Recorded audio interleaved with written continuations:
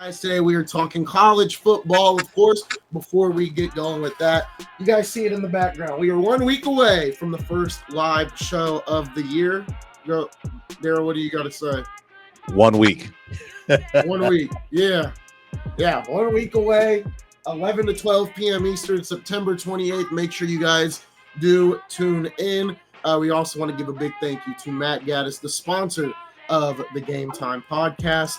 Big props to Matt Gaddis. If you guys need more info for him, his info is down screen on the ticker. You'll also hear more about Matt Gaddis later in the show. Fellas, it was an eventful week in college football. Next week, we've got a big game as well, but we are starting off with recapping with what took place 24 hours ago. And, of course, I will give the floor to Darrell to kick us off. I've got about 6 or 7 topics I want to hit, but I'm not going to hit them all at once.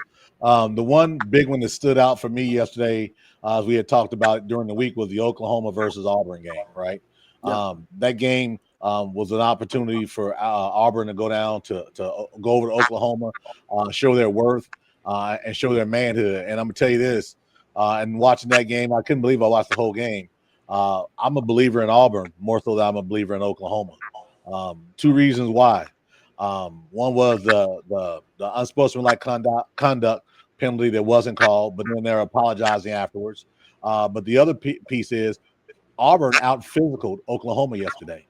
From first quarter to the fourth quarter, they took everything that Oklahoma had and they gave them back some change. And then the last piece on that is, as far as the Oklahoma Auburn game, is that catch, fumble, and Auburn going for the touchdown. That was called a catch, fumble, and touchdown on the field.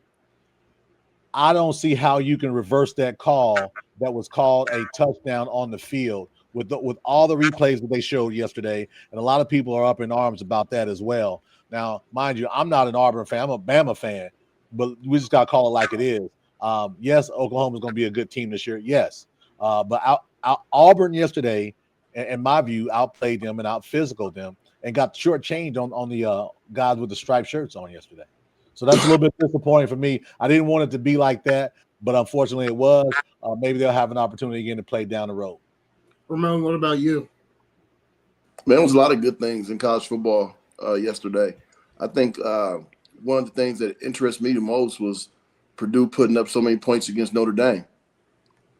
Like, hey, Notre Dame defense in trouble. Like, yeah, you got the win. Yeah, you look pretty good on offense. Yeah, you put up numbers, but you gave up a lot of points to Purdue.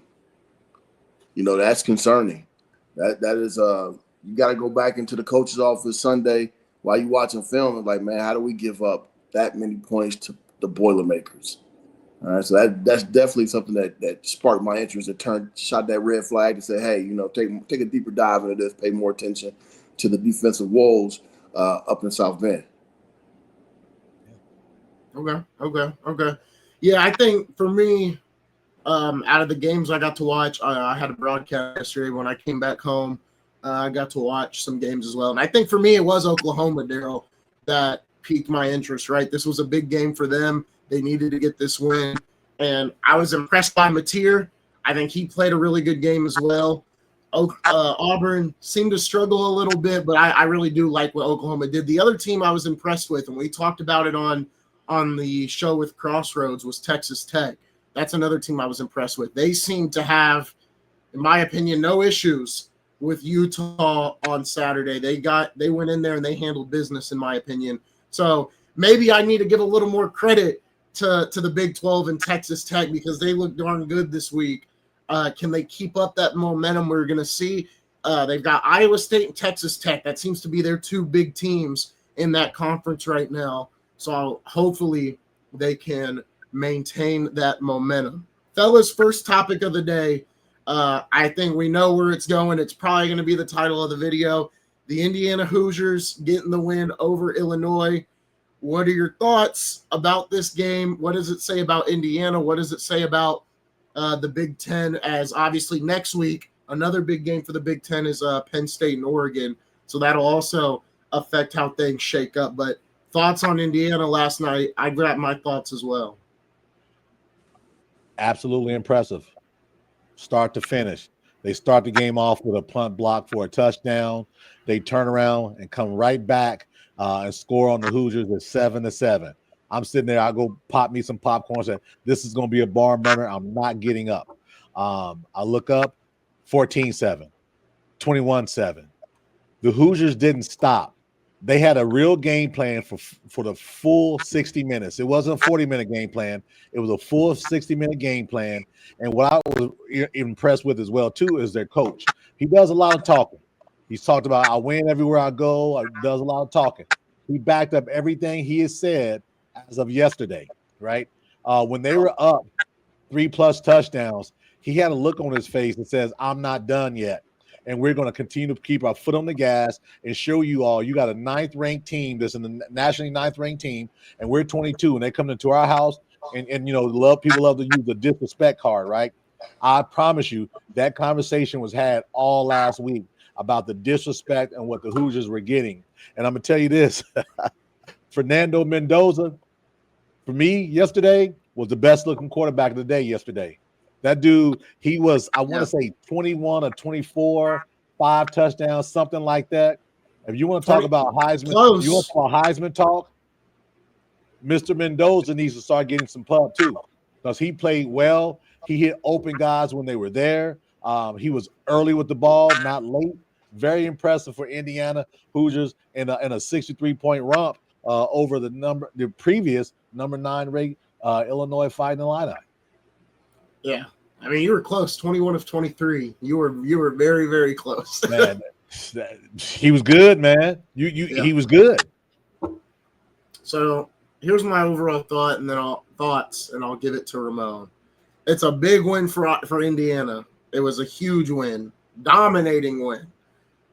But the one thing I've got to say is, it's not Oregon. It's not Penn State. It's not Ohio State. That's where the money's going to be made at the end of the year. Because a part of me never really bought Illinois.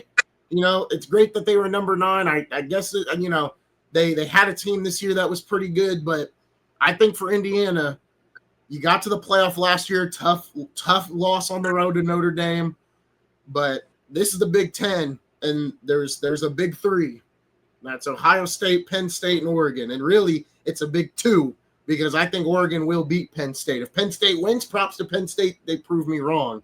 But for Indiana, I heard a term this week when I was at IU East when they were coaching basketball and they're going over these plays and everything. They were like, we can be the best of the best or the best of the bad.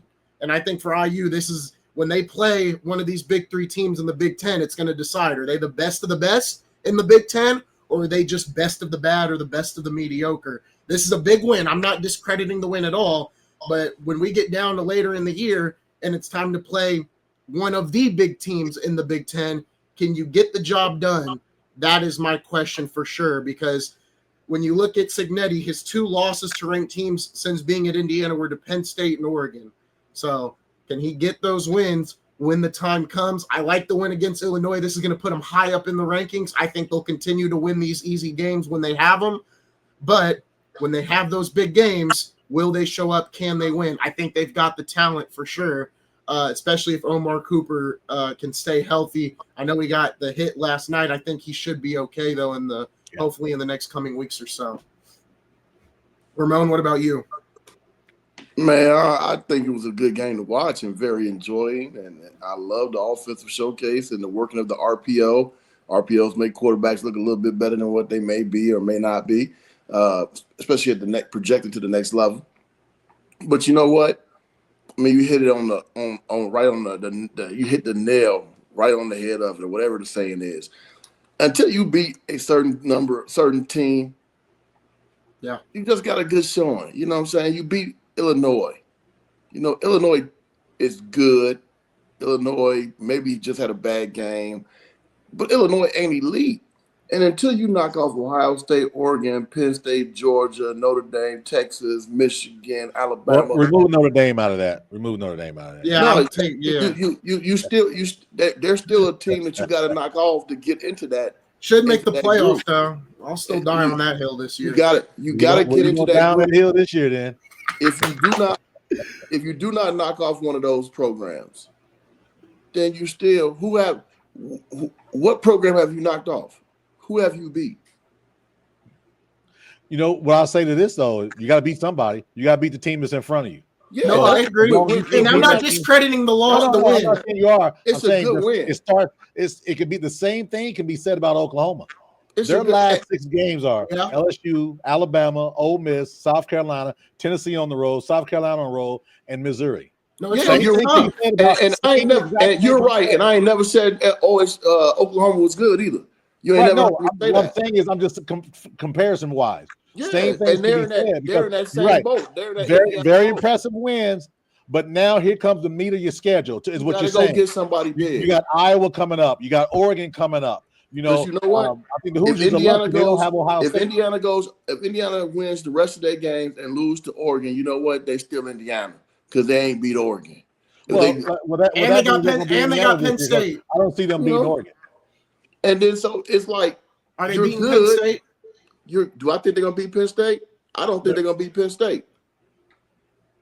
I think they're gonna have 2 losses, and they're gonna be a very good team, but they're not there yet. They're not in that realm yet.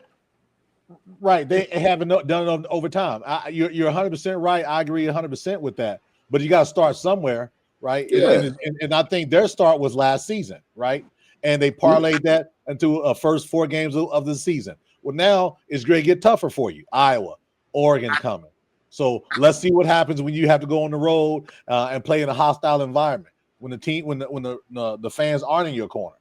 Yeah, they got a lot to prove, but they're off to a good start. It's great to be off to a good start, but let's just call it that, a good start. Yeah, that's it. That's all you can call it. like they conquered your boy with the Infinity Stones. Man, dude, it's just I think we're hearing that, Ramon, because we're in Indiana, right? I think people who are more balanced would say great win, Indiana. You beat a number 9 ranked Illinois team who it was just an avalanche. They just couldn't get out of their way. So now when the things settle in, let's see how you play when it's, say, 17-14 going into the 4th quarter, right? Something like that. That's what's going to be interesting for me to see. They do this to Oregon. Now we got a conversation to have. Now we have a talk. Now we got a conversation. They beat Oregon and Penn State. Now we got a conversation to have. If Indiana is 10-2 and Notre Dame is 10-2, who would Indiana. you pick in your on? Thank you. Indiana. Tougher schedule. Notre Dame. And you know what? It's funny, right? Everybody loves talking. Notre Dame was ranked 22nd before the end of the week with no wins. If you want to talk about having the name and the brand, that is an absolute example of the name and the brand. They went down 0-2. Then this week, the defense laid another egg by allowing a horrible Purdue team to score 30 points. There's absolutely no way that I would believe that Notre Dame, as a 10-2 team versus Indiana, should, I don't say will, but they probably will because of their name brand, would be a better placement for a playoff bid versus Indiana. But I'll tell you this, the way USC is playing, it may not be in question anyway, because the way USC is playing, they may thump Notre Dame at the end of the season as well anyway. Yeah, but we said 10-2, right? Yeah, 10-2. If both teams are 10-2, correct? Yes. So if they're both teams are 10-2, looking at their schedule, it's way closer than what y'all making it out to be. No, I didn't say it wasn't close. And I also said that Notre Dame would get the bid. They should. So like if they go 10-2, if both go 10-2, and that means their losses are to Miami and Texas A&M, and their losses are to Penn State and Oregon. Both on the road, by the way. And we both who on the road? Indiana. Hold on. Yep. But we're constantly, especially on this podcast and other places, we don't count Penn State as that type of team that win big games. I'm not included in that because I'm talking about the world. I'm talking about the world. Okay, got you. Okay, and even our partner, because I've said it all. Yep. So then you got Notre Dame. They will have beaten USC, North Carolina State, Syracuse is playing well, and Iowa. I mean, IU would have beaten who? They would have beaten Illinois, Illinois, Iowa, Michigan State, Wisconsin, and again, the two losses would have been again on the road. Wisconsin's terrible. Wisconsin's terrible. Iowa can't score. Well, you mentioned North Carolina State like they're a juggernaut. They suck. Come on now. We got to balance it out. North Carolina State, right? Like North Carolina State is 3 in the 70s. We're talking about this year. North Carolina State is 3-1. What's Wisconsin? I think they're 1-2. And talking about firing their coach before the season is over. Well, we already talked about that. That was from last year. That's residual, right? I'm saying if it keeps going and they fire him, that's not a good win. Okay, but this is week 4. Notre Dame's going to lose again. We're still. We're talking about if they go 10-2. Yeah, I know. I'm just saying. I think they'll lose again at some point. The 10-2 could be it could be relative depending on how these other teams play down the stretch where their records are going to be. And looking at it right now, Notre Dame's got Pitt, who's 2-1, Syracuse, who's 2-1, USC, who's undefeated, North Carolina, who's 1 loss. They got, as of today, that schedule is the remaining schedule is tougher than IU's if you take those 2 teams that they'll lose to. The great thing about it is that's going to shake up. That's going to be upside down coming into the season. We can't predict the future. We can only look at what's going on. Well, we know it's going to be different. Yeah, we can because we know it's not going to line up the way it is right now. Okay, it's not going to be what it is right now. Nostradamus, tell me what USC scored. No, what I said, we know it's not going to be what it is right now. Tell me who Syracuse's record's going to be. Every tell week, me what Stanford's record's going to be. You can't project one out and not project the other out. Every week, someone loses that should win, and every week, someone wins that should lose. As of today, if we look at this schedule going out. But it doesn't go off of today. It goes off of the end of the season. Yes, and we don't know the end of the season, so let's stop having this conversation since we don't know it. If we're projecting 10-2, that's what we're talking about. That's and if we're projecting 10-2, and you got 3-1 teams, you can project them out to win. You're going to project stuff to make your narrative the rest of the season. You're projecting stuff to make you right. You're not projecting stuff to be right. You're projecting stuff to make you right. Oh, you got to be right. You're wrong. You're 100% wrong. If you're wrong, it's okay to say you're wrong. You sound like those guys on that other podcast you hang out with who be saying dumb, wrong stuff. Listen, man, you're just straight wrong. Stop it. Notre Dame bias is showing. You're wrong. You just don't like Notre Dame. Get your feelings out of it and talk football. Your Notre Dame bias is showing just because the coach plays at Ohio State doesn't make him a great coach. I don't like Notre Dame. I don't like Notre Dame. I don't like Cathedral. I don't like Chicago. I don't like none of the Catholics. You have a bias. I don't have a bias. It's about the numbers, right? Bias. Come on back, Isaiah. We're looking at it right here. I was like, you know what? I'm like, if that's what you going, I like the argument. So what I was going to say was, I think Notre Dame. Okay. I think Notre Dame will more than likely drop another game, and I think the defense is a prime example of why. And Ramon brought it up. Darrell, you brought it up. I think they drop another game with how bad the defense looks. And as for IU, the GameTime Podcast is sponsored by Matt Gaddis at State Farm. Whether it's your car, home, or renter's insurance, Mac's got you covered with fast, reliable service and a personal touch that you can trust. His info is on screen right now, so reach out today and see why so many people rely on Matt Gaddis. Big thanks to Mac for supporting the GameTime Podcast. I think right now when I look at the Big Ten, it's Ohio State and Oregon in Tier 1, Penn State in Tier 2.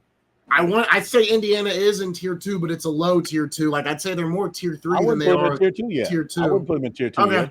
Because I think right now IU, and I love this saying from what they were saying at IU East, we can either be the best of the best or the best of the bad. And I think right now IU is just the best of the bad right now. And to prove that they're not, as much as I've given flack to Penn State, the Penn State win would be big. But once again, if you can't beat Oregon and you can't beat Ohio State, that's where your money's made. That's where people are going to come on the next day and say, all right, Indiana's a national championship contender if you beat Oregon or Ohio State. You got to in college football, they're building up, right? So anybody says that is kind of probably biased, Hoosier bias. they've got to build up for something. It starts somewhere. They've got a good start. They're off to a good start. They got Iowa, and then it's the Ducks. Yeah. So you better prep, and you better treat Iowa like it's Oregon, and be ready for. Well, you better treat everybody like they're Oregon, because to Ramon's point, you're Indiana still. No one sees Indiana on the schedule and says, "Oh shoot, this is Indiana." So you got to, if you're the Hoosiers, you got to treat everybody like you treated Illinois last night. And if I'm IU, I'm hoping Penn State keeps it close on next Saturday. Well, you want Penn State to win out. Of course you want them to win, but I'm gonna be realistic because they're not gonna win. So I'm just call it like it is. I don't think they win. I love Penn State and Oregon next week. Well, the good thing about this is we'll find out in about 6 days. We will. It's going to be interesting. Ramon, quick question for you. Yeah. Who gets fired first, Napier or Sweeney? Just joking. I think what's name gets fired first. Napier? My man in Wisconsin. Luke Fickle. Come on, Fickle.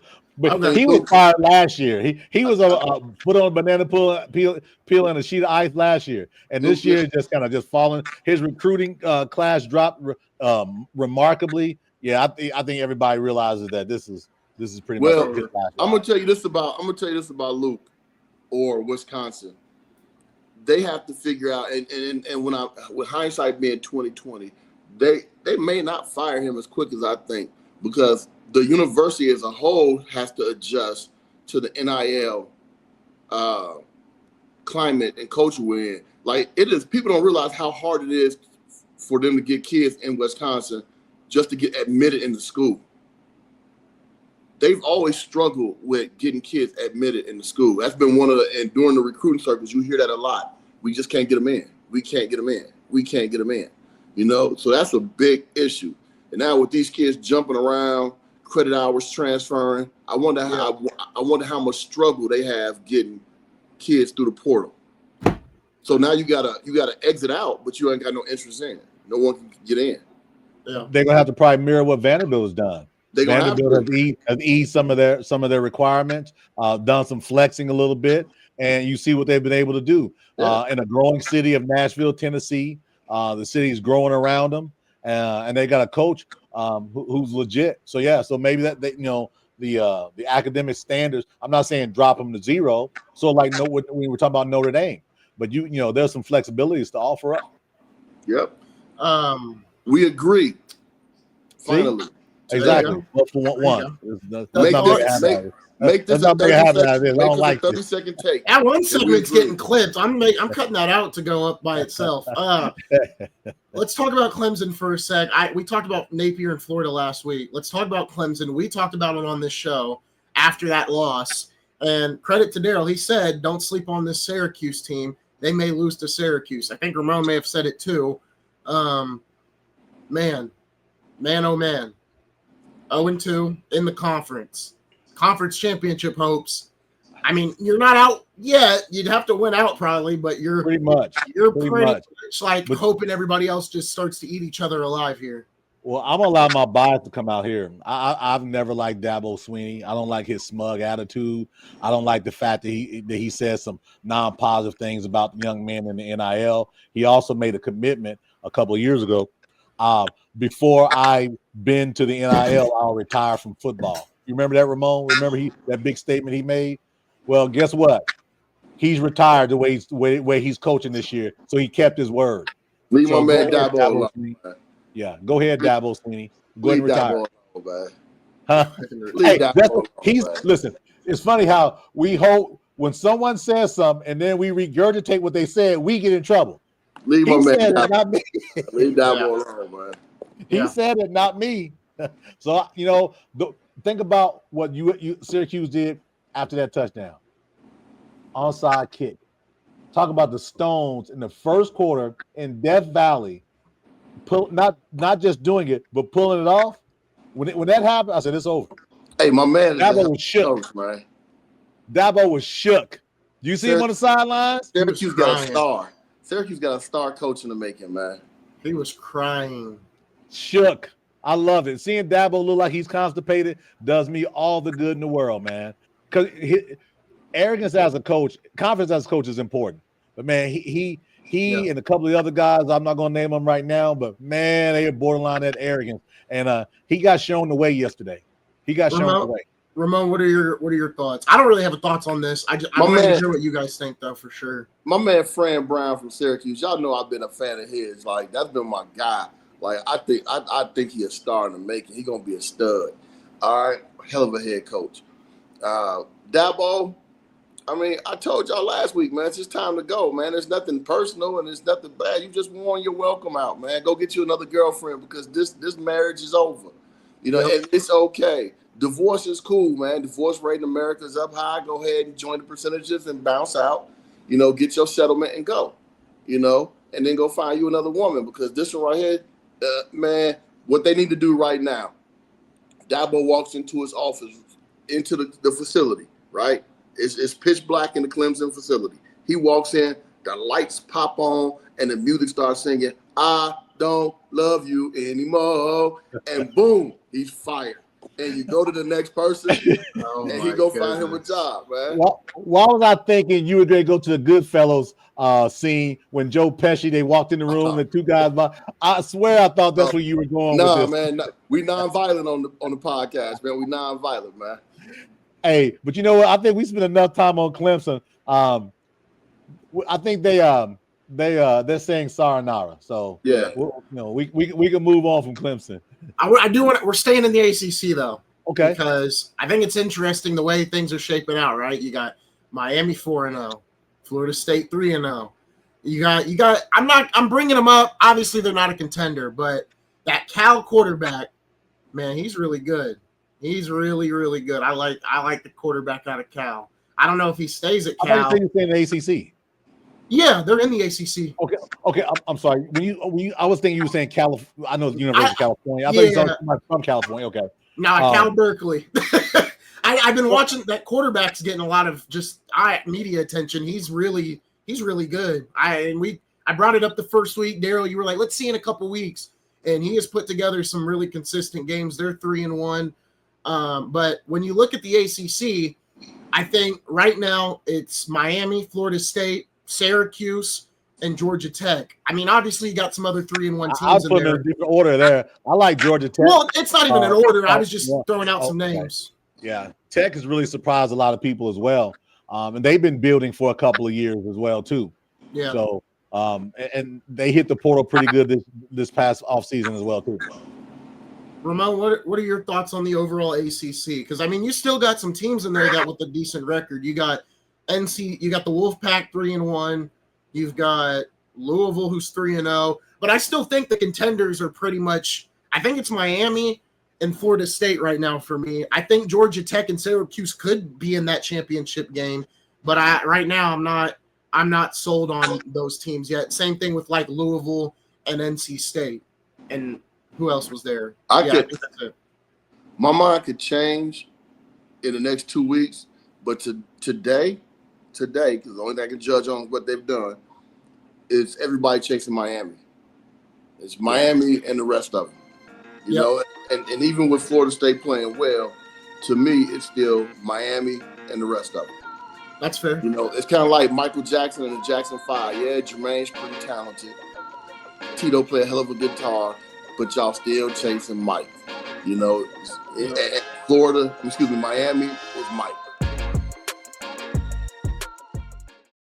All the viewers, subscribers, friends, family of the GameTime Podcast, do me a quick favor.